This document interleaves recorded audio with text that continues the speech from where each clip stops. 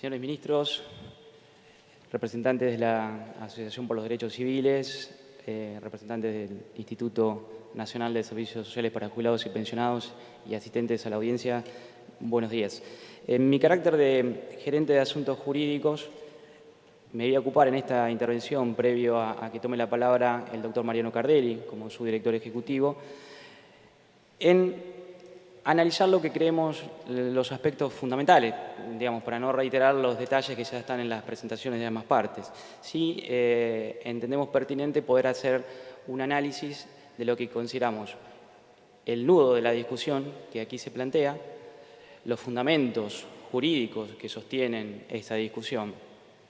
Y para eso me gustaría analizar brevemente esos dos elementos, llegar a una primera conclusión, compartir una reflexión y terminar con una muy breve segunda conclusión.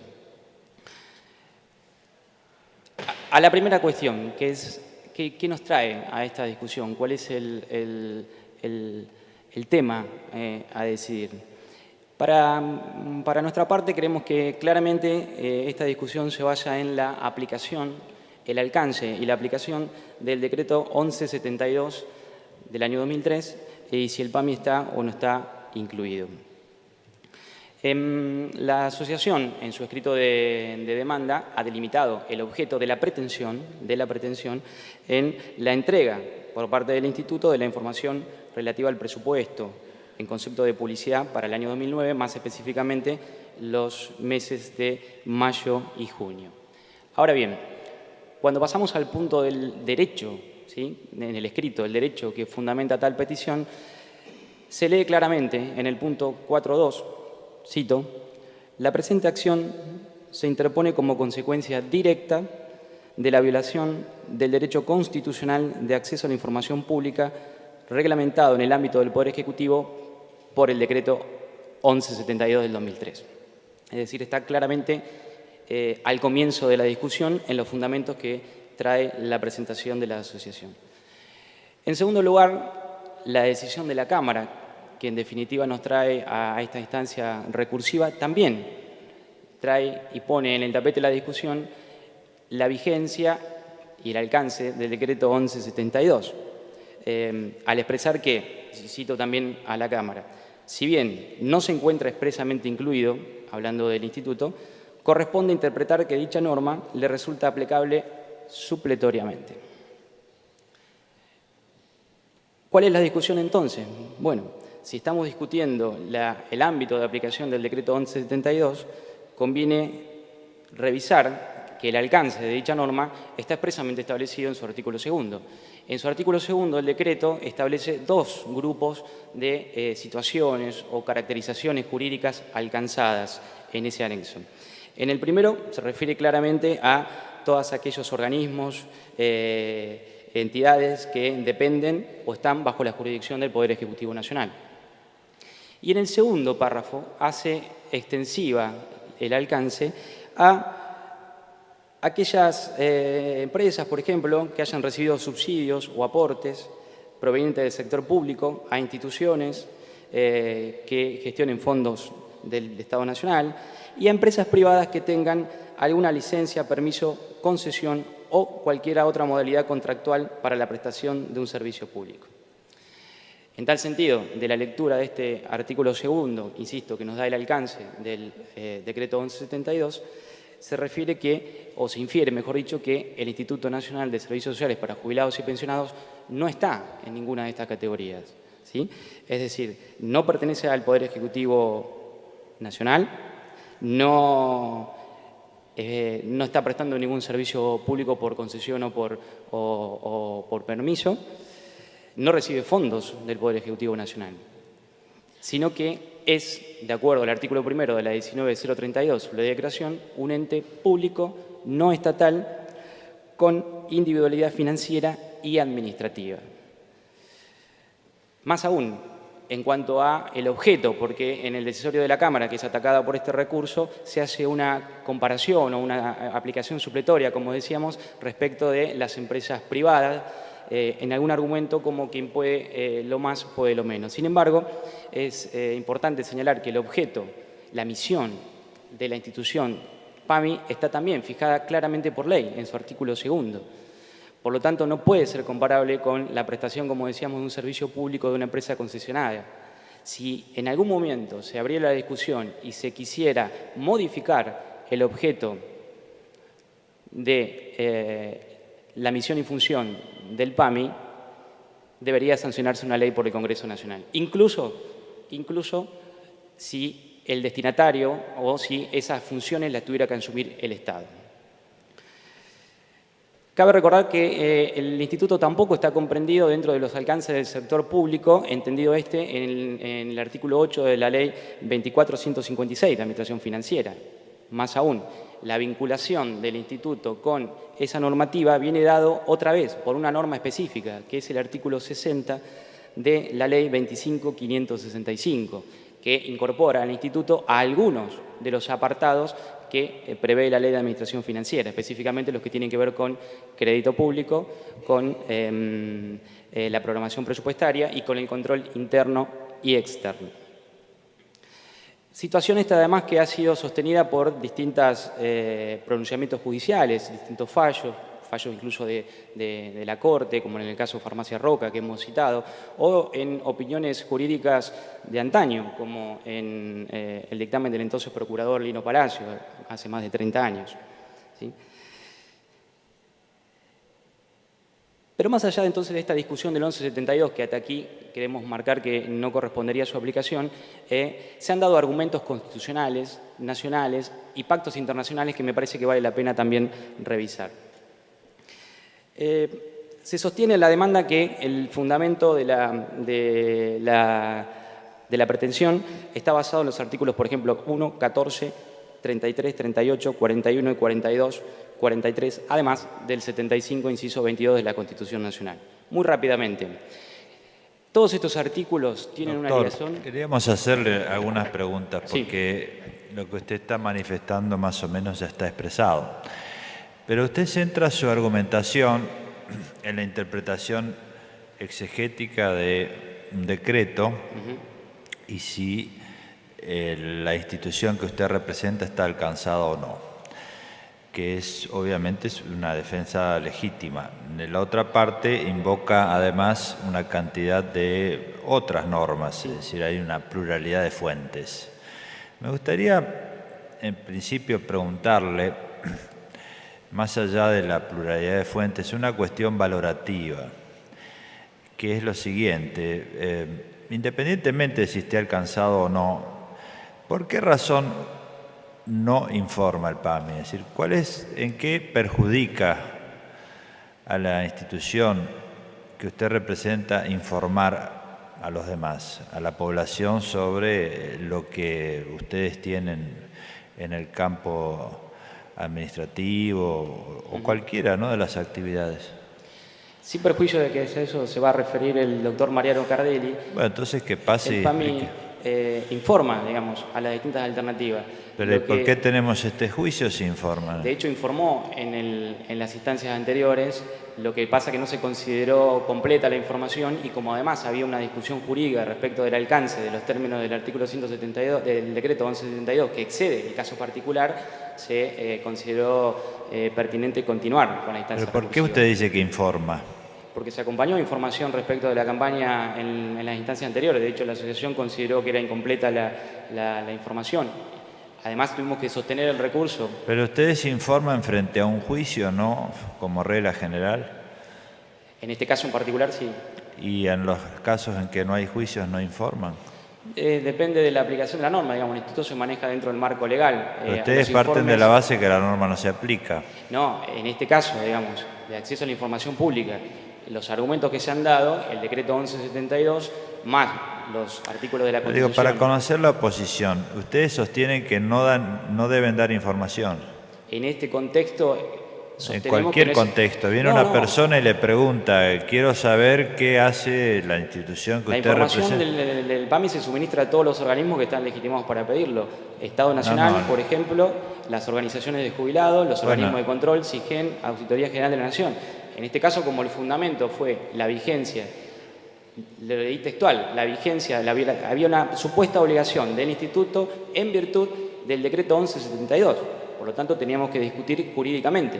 La discusión jurídica se llevó adelante en el juicio, se acompañó la información y se continuó la decisión jurídica porque es importante establecer claramente el alcance de las normas.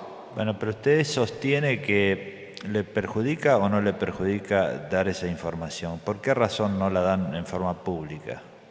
Insisto, la información se dio cuando se solicitó... En esta causa, yo le pregunto claro. de forma pública, ¿por qué no la dan? El resto de la información se da en forma pública cuando se pide por los canales que se corresponde. ¿Va cualquier persona, la pide y se la dan? En general sí, van a las asociaciones de jubilados, hay consejos participativos, están los organismos de auditoría. Justamente el objeto de esta pretensión en la campaña publicitaria de ese año, además, se llevó adelante bajo un proceso de licitación pública, que fue lo que se informó incluso en la causa. Entonces, ¿ustedes no tienen objeción de dar información pública a cualquiera que lo presente? Exactamente. Lo que sucede es que corresponde, como somos una institución jurídica y como además tenemos otros planteos que se discute Pero, esto... doctor, concretamente, si va una persona y le pide información pública, que considera que es pública, ¿ustedes no tienen objeción en dársela? Si está dentro de las personas que están dentro del colectivo de los jubilados o hay una pretensión legítima... Sí. Cualquier jubilado puede ir y pedirla. Sí, correcto. Se hace así. ¿Y le dan información sobre qué? ¿Sobre la actividad contable, la publicidad, sobre todo? Depende de la profundidad, digamos, de la información. El instituto es un organismo administrativo. ¿Qué quiere decir la publicidad, la profundidad de la información? ¿Qué quiere Hay decir? datos agregados que son públicos y están en la página web, hay otros datos que se puede conseguir y hay otros que quizás son datos muy minuciosos. Pero son datos sensibles los de la información sobre los gastos en publicidad. O sea, No. ¿qué datos sensibles habría acá que impidieran informar? No se trata No hay de datos sensibles. No son datos. Entonces, en este caso no. Es una información, o sea, entonces la discusión es jurídica, Sí. puramente teórica. O sea, no con ningún efecto práctico. El único efecto sería el teórico de hacer una discusión jurídica y ganarla. No sé, pregunto, porque Sí. de acuerdo a lo que usted dice, parece que efectivamente es una discusión jurídica, pero no es menor, porque implica cuáles son los alcances de la normativa. Por eso yo cuando citaba los artículos... Pero doctor, entienda lo que le estamos preguntando, porque no nos queda claro. Sí. Usted dice que no está alcanzado por Exacto. este decreto. Ni por ninguno de los fundamentos que se citaron. Supongamos que esa es la posición que usted la presenta. Por el otro lado dice que la información de la cual se está hablando no es sensible, que el instituto que usted representa no tiene problemas en darla, no le causa perjuicio y que además cualquier persona puede solicitarla. Si esto es así, esta segunda posición, es irrelevante discutir si está incluido o no en el decreto. ¿Entiende? Entiendo el razonamiento. Este juicio se termina acá. Nosotros entendemos que es importante determinar... ¿Para qué es importante? Porque le van a negar la información si ya la dan. No, ya la información ya se ha dado. Pero es importante discutir en un Estado de Derecho cuál es el alcance de las normas. Porque este es un caso particular. Pero para que haya caso, tiene que haber una controversia con un aspecto concreto, no una declaración abstracta.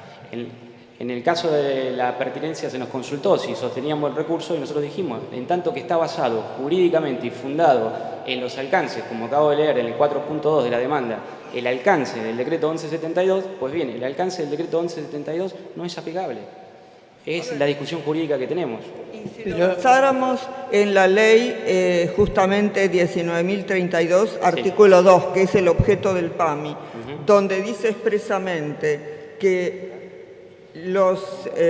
justamente estas prestaciones se considerarán servicios de interés público, siendo intangibles los recursos destinados a su financiamiento.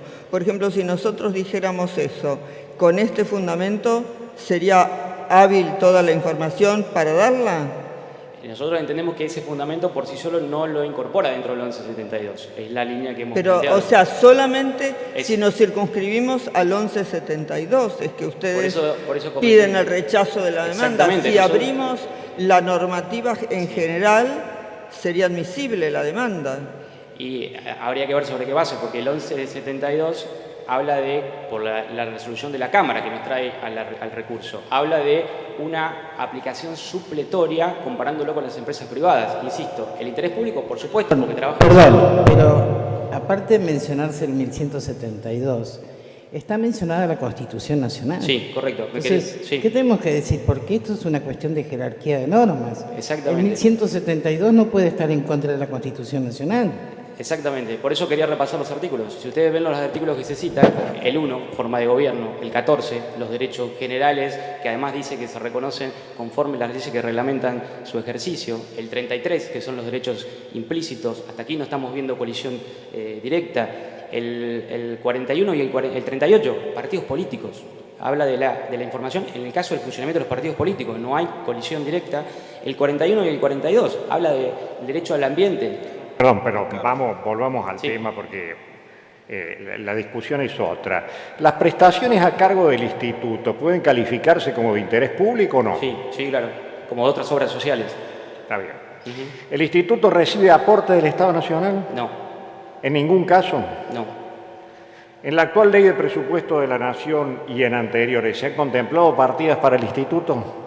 Los recursos del instituto están fijados por ley, que se informa en virtud de la ley 25.565 al presupuesto nacional, pero no hay transferencia de partidas de ninguna índole del Poder ¿Pero Ejecutivo. está en el presupuesto nacional? Está aparte. A ver, ¿cómo está? Se informa en virtud de la ley 25.565 la programación presupuestaria, pero los fondos son de asignación directa en virtud de la ley. No pasan por el Ministerio de Economía, no recibe partida del Ministerio de Economía, no necesita aprobación del Ministerio de Economía.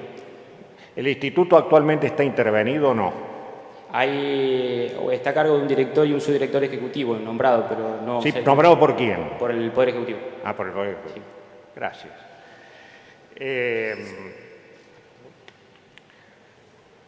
¿El presupuesto del instituto es remitido por el Poder Ejecutivo al Congreso Nacional?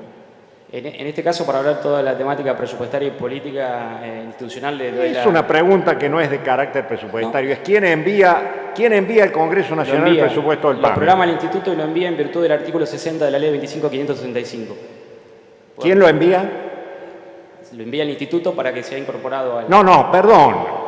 El presupuesto al Congreso Nacional, ¿lo envía el Poder Ejecutivo o no lo envía el Poder Ejecutivo? Entiendo que lo envía el Poder Ejecutivo con el resto de los informes. Bueno, esa es la respuesta. Sí, perdón.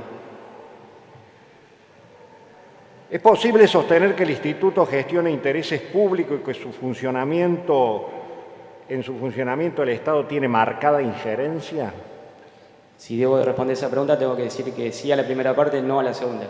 Gestiona intereses públicos, como decíamos, porque interviene dentro del sistema de salud como otros efectores.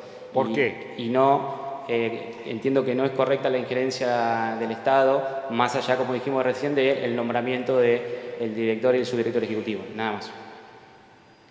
Luego el instituto se maneja con sus autoridades, su normativa, tiene normativa expresa referida a las contrataciones, por ejemplo, no se aplica a las contrataciones del Estado, no se aplica la ley de procedimiento administrativo, no rige la ley de empleo público. ¿Por qué razón el instituto está exento de pago de todo impuesto, tasa, contribución y otra obligación fiscal nacional? Entiendo que está exento justamente por gestionar un interés público como se hace con otras instituciones en otros ámbitos. A pesar de eso, se encontraría exceptuado de brindar información como cualquier otro organismo público. A pesar de eso, digamos, entendemos, no se encuentra comprendido en el 1172. Esa es la única referencia.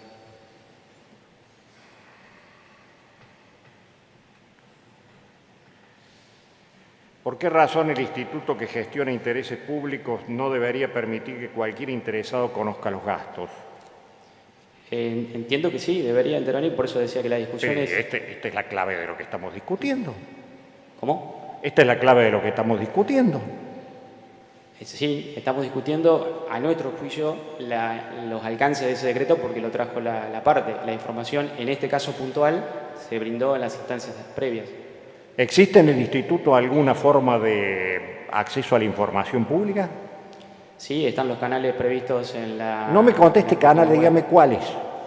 Los consejos, concretamente, por ejemplo, al colectivo interesado, los consejos participativos federales, las instancias de control de la SIGEN y las auditorías de la Auditoría General de la Nación, por ejemplo, además de los informes de cualquier... Pero ¿por cuál de esos medios? La Auditoría General de la Nación sabemos que lo controla y eso lo hace solamente con los organismos públicos, por ley.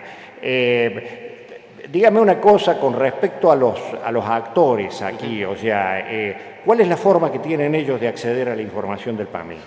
En general, los principales interesados, a través de los que son los afiliados, a través de los consejos participativos. No estoy hablando de los afiliados, estoy hablando del caso que nos tiene en cuestión. ¿Quiénes en este momento están pidiendo los gastos en publicidad del PAMI? ¿Cómo acceden a esos gastos de publicidad? Por algún pedido por nota, no hay ningún tipo de inconveniente.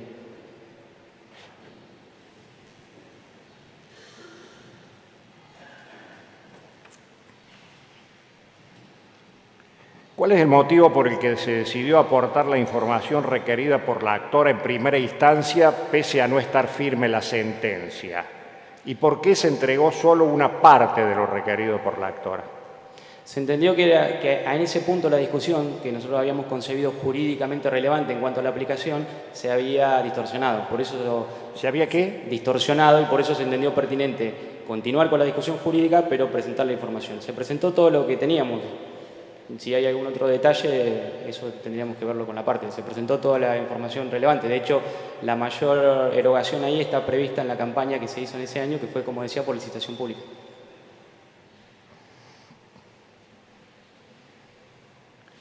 El PAMI aprobó la creación de un registro de audiencias de gestión de intereses, ¿no? Sí. ¿Por qué razón considera que no debe adoptarse igual temperamento respecto de las previsiones de acceso a la información pública contempladas en el mismo decreto?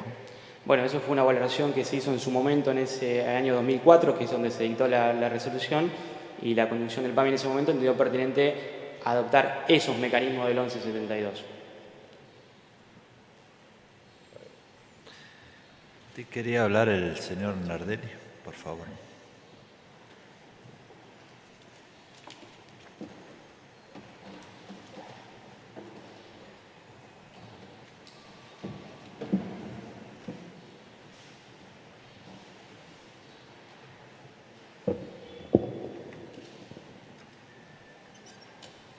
Señores ministros, señores presentes, bueno, para no abundar demasiado, se ha hablado bastante respecto de la cuestión.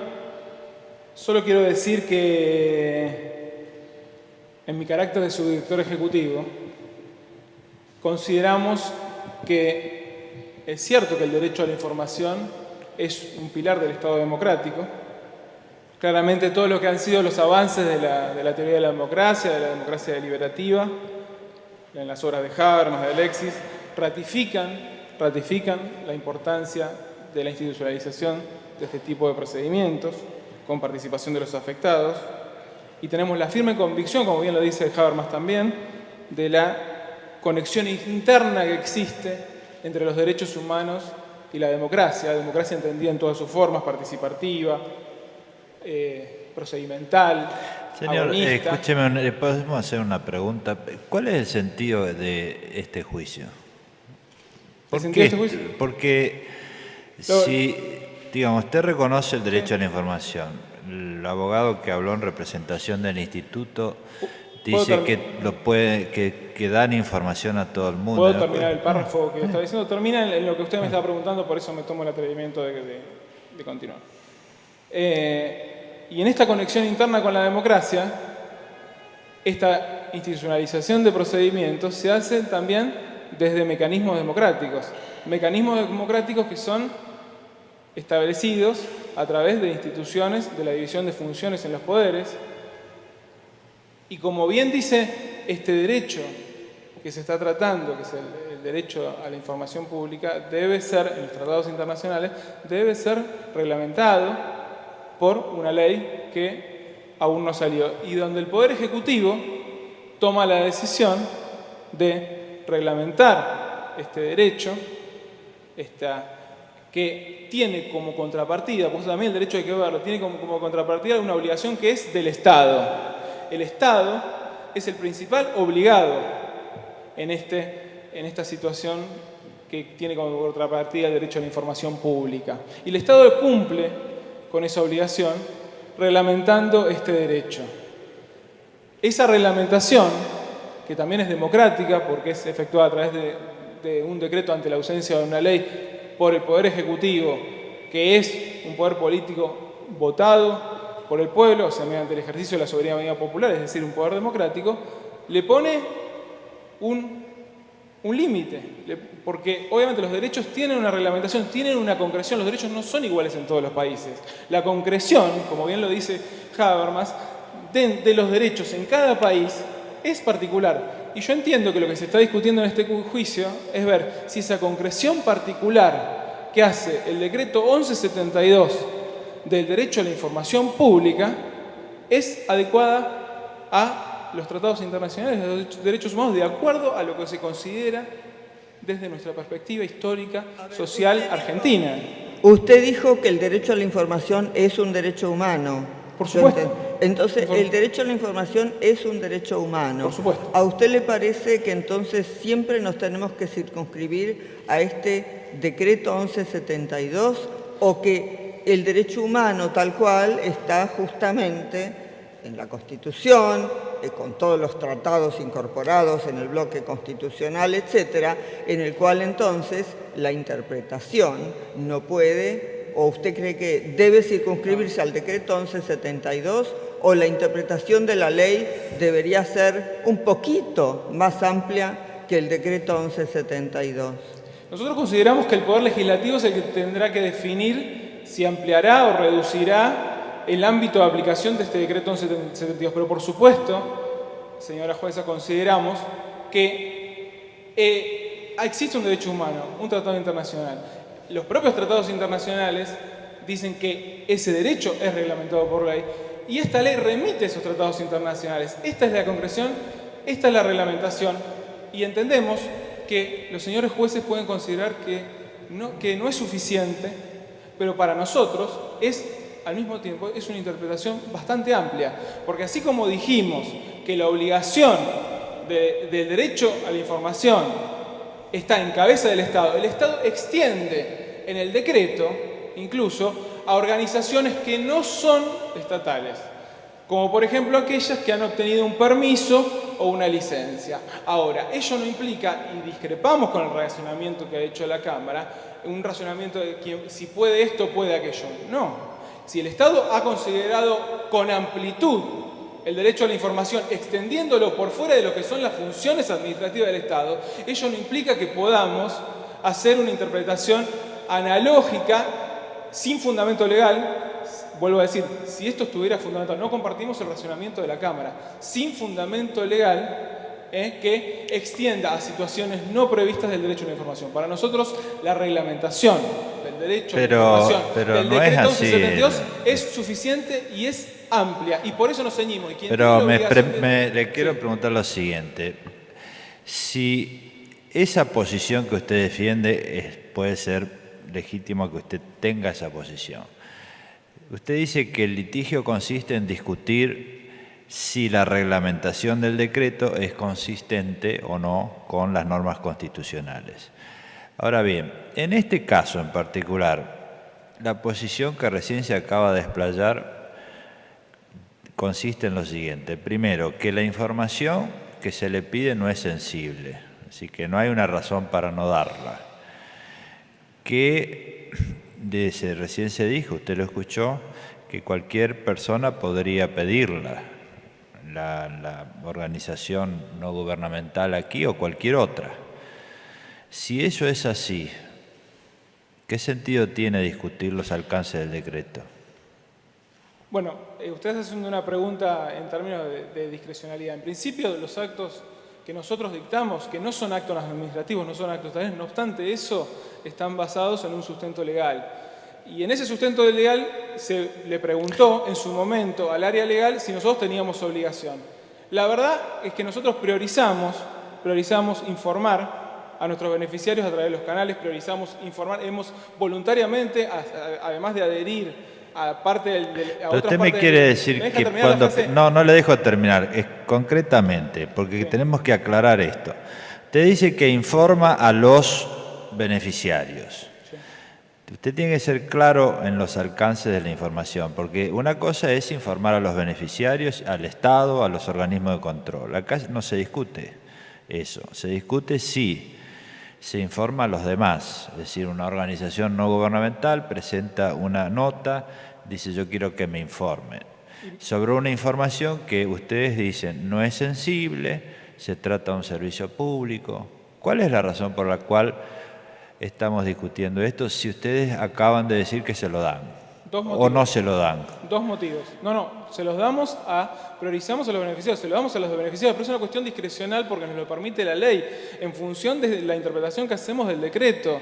Lo que estamos seguros es que si la otra parte le hubiera solicitado al Estado y el Estado hubiera preguntado por sus facultades de contralor respecto del presupuesto, nosotros le hubiéramos suministrado la información al Estado y el Estado le hubiera suministrado en función del decreto. Y es lo que la otra parte no hizo.